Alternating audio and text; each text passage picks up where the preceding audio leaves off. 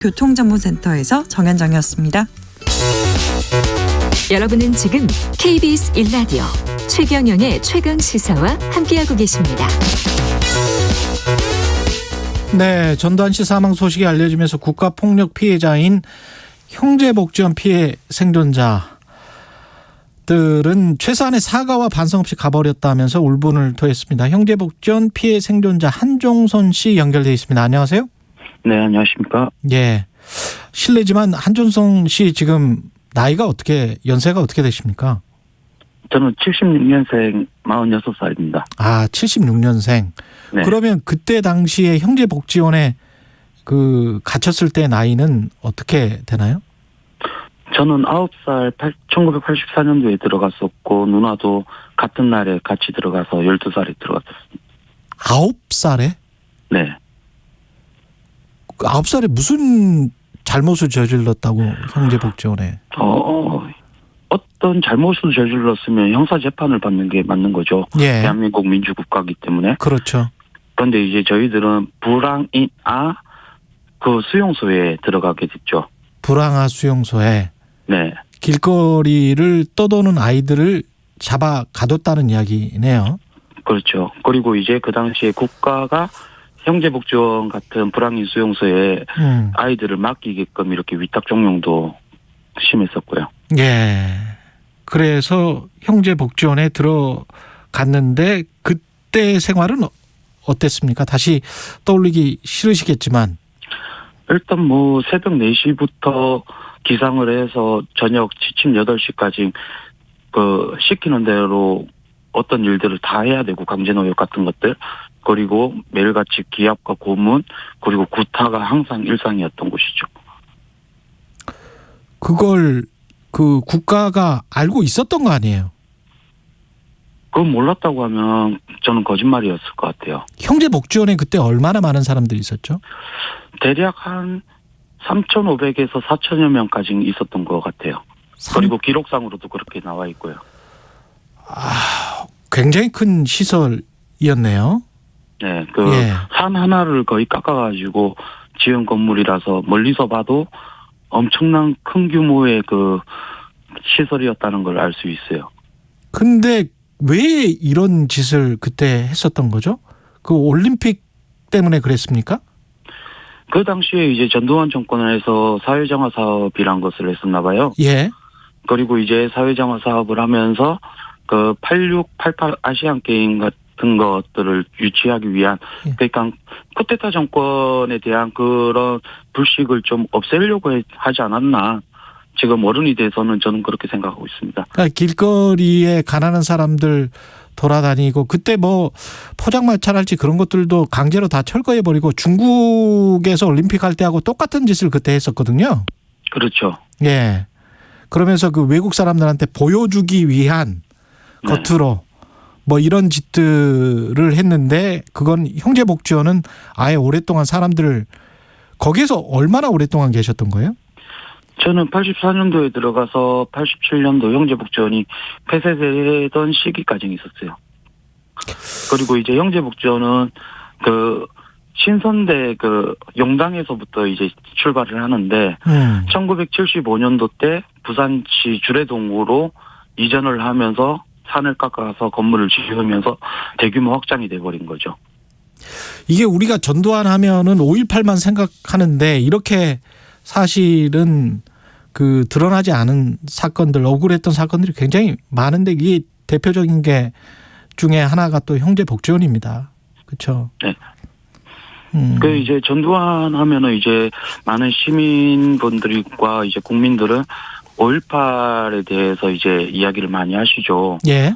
그런데 이제 전두환 같은 경우에는 자기와는 전혀 상관없다 막 이런 식으로 아나무인이고 그런데 이제 기본적으로 광주 민주화 항쟁에 대해서 시위를 진압을 했었던 건 군이잖아요. 그렇죠.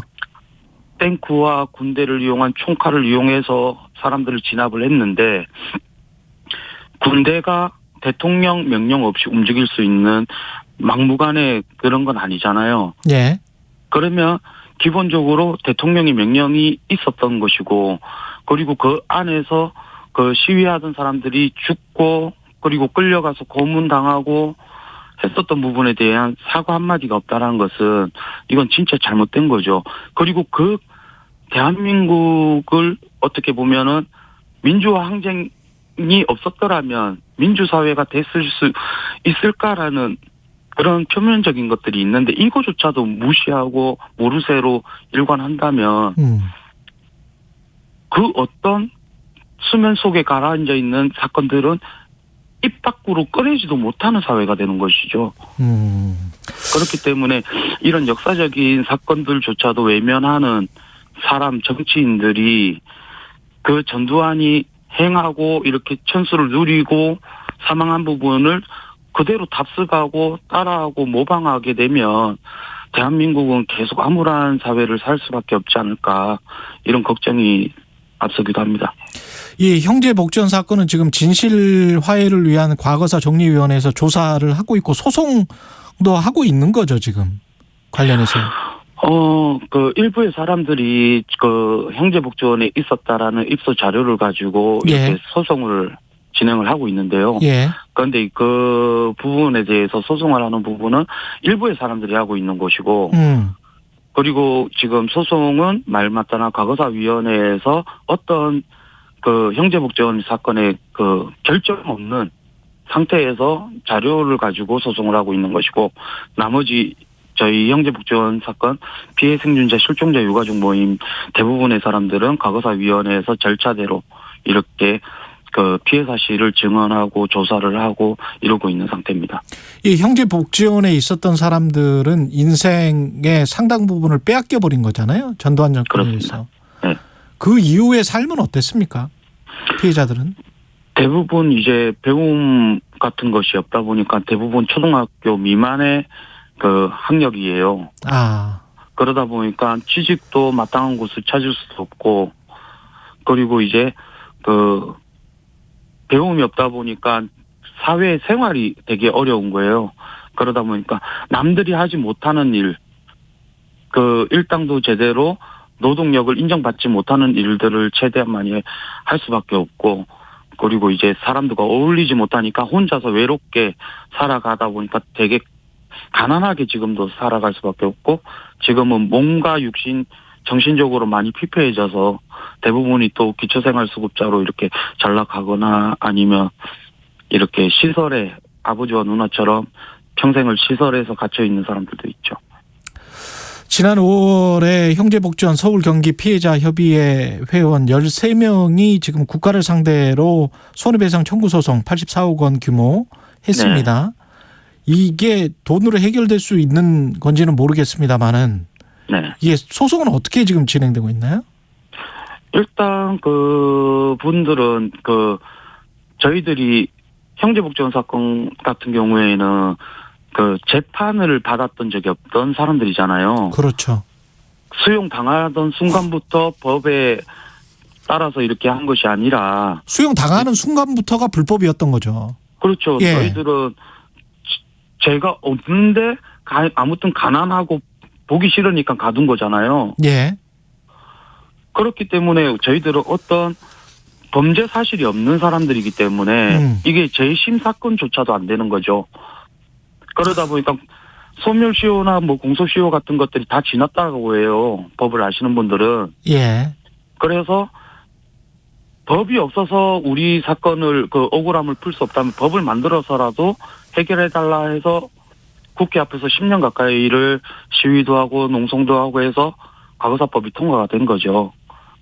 그래서 과거사위원회에서 철저하게 이제 조사를 받아서 소멸시효가 이제 되살아날 수밖에 없는 구조인데, 피해 당사자 중 그 13명 분께서는 이제 자료가 있으니까 그 국가가 이제 법을 통과시킨 부분에 대해서는 인정한 것과 마찬가지다 하면서 소송을 진행했죠.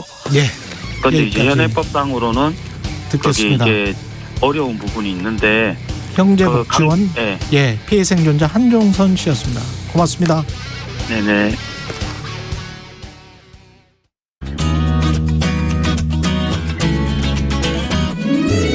단계적 일상 회복의 1단계가 시행됐습니다. 백신 접종 유무와 관계없이 수도권에서는 최대 10명, 비수도권에서는 최대 12명까지 만남과 모임을 자유롭게 가질 수 있습니다. 다만 식당과 카페의 경우 마스크를 벗는 등 방역에 취약할 수밖에 없기 때문에 예방접종을 마치지 않은 사람은 최대 4명까지만 자리를 함께 할 수 있습니다. 또한 유흥시설을 제외한 모든 다중이용시설의 영업시간 제한이 해제돼 24시간 영업이 가능합니다. 그렇지만